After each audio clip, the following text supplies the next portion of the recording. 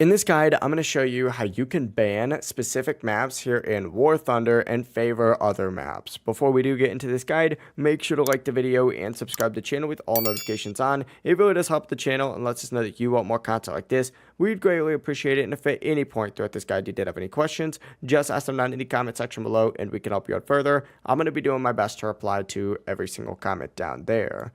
Now, first things first, go to the screen where you select the game mode. To do this, just hit whatever game mode you currently have selected, and it's going to take you to a page that looks something like this. Once you've leveled up enough, you're going to see a gear icon up in the top right.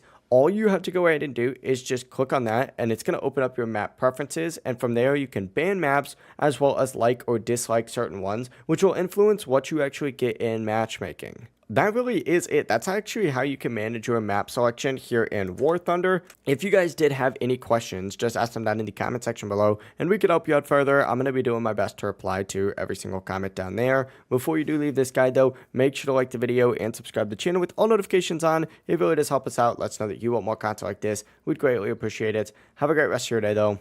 Peace.